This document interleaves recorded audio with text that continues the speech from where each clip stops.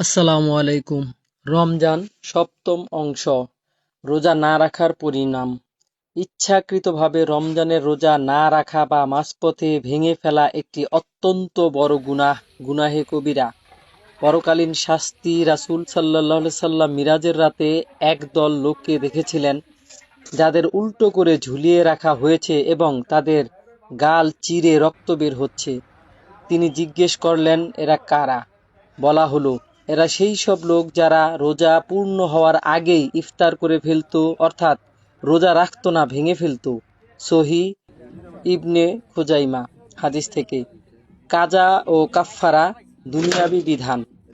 যদি কেউ বৈধ কোনো কারণ ছাড়া, যেমন অসুস্থ বা সফর ছাড়া ইচ্ছা করে রোজা ভেঙে ফেলে, তবে তাকে দুটি কাজ করতে হবে। কাজা, যে কয়টি রোজা ভেঙেছে তার পরিবর্তে একটি করে রোজা রাখা। কাফফারা, একটির পরিবর্তে ৬০টি ধারাবাহিকভাবে রাখা। যদি শারীরিক অক্ষমতার কারণে ৬০টি রোজা রাখা সম্ভব না হয়, তবে ৬০ জন মিসকিনকে ২ বেলা পেট ভরে খাওয়াতে হবে। কেউ যদি শরীয়তসম্মত কারণ ছাড়া রমজানের একটি রোজাও ত্যাগ করে, তবে সে যদি সারা জীবনও রোজা রাখে, তবুও সেই একটি রোজার সমান সওয়াব বা হক আদায় হবে না। সহিহ তিরমিজি, আবু দাউদ শরীফের হাদিস। ইসলামী শরীয়ত অনুযায়ী রমজান মাসের রোজা ইচ্ছাকৃতভাবে কোনো বৈধ কারণ ছাড়া পানাহার বা স্ত্রী সহবাসের মাধ্যমে ভেঙে ফেললে তার কাফফারা আদায় করা ওয়াজিব বা বাধ্যতামূলক হয়। কাফফারা আদায়ের ক্ষেত্রে নির্দিষ্ট ধারাবাহিকতা বজায় রাখা জরুরি। সক্ষমতা থাকলে প্রথমটি, না থাকলে দ্বিতীয়টি। প্রথমটি হলো একটি দাস মুক্ত করা। বর্তমানে এই প্রথাটি কার্যকর নয়, কারণ পৃথিবীতে এখন দাস প্রথা নেই। দ্বিতীয়, টানা ৬০টি রোজা রাখা। যদি কেউ রোজা রাখার শারীরিক সামর্থ্য রাখেন, তবে তাকে বিরতিহীনভাবে টানা ৬০টি রোজা রাখতে হবে। মাঝখানে একটি বাদ পড়লে আগের গুলো বাতিল হয়ে যাবে এবং আবার নতুন করে শুরু করতে হবে। মহিলাদের ক্ষেত্রে মাসিক চলাকালীন সময়টুকু বিরতি হিসেবে গণ্য করা হবে।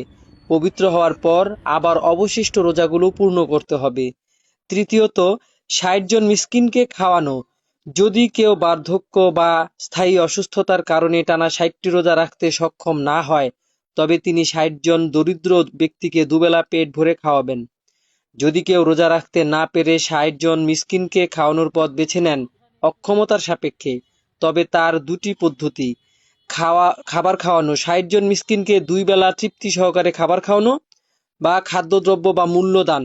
প্রত্যেক মিসকিনকে ১ ফিতরা পরিমাণ, যেমন ১.৬৫০ কেজি গম বা আটা অথবা এর সমমূল্য দান করা। কাজাও করতে হবে। কাফফারা আদায়ের পাশাপাশি যে রোজাটি ভেঙেছে সেটির জন্য একটি কাজা রোজা রাখতে হবে। মোট রোজা হবে ৬০ যোগ ১, ৬১টি। যদি কেউ ভুল করে কিছু খেয়ে ফেলেন, তবে রোজা ভাঙবে না এবং কাফফারাও লাগবে না। অসুস্থতা, সফর বা অন্য কোনো শরীয়তসম্মত কারণে রোজা ভাঙলে শুধু কাজা করলেই হবে, কাফফারা দিতে হবে না। সতর্কতা: কাফফারা হলো এমন একটি কঠোর দণ্ড যাতে মানুষ ইচ্ছাকৃতভাবে রোজা ভাঙার সাহস না পায়। তাই বিনা কারণে রোজা ভাঙা অনেক বড় গুনাহের কাজ। আল্লাহ আমাদের বুঝার তৌফিক দিন, আমাদেরকে হেদায়েত দান করুন। আমিন।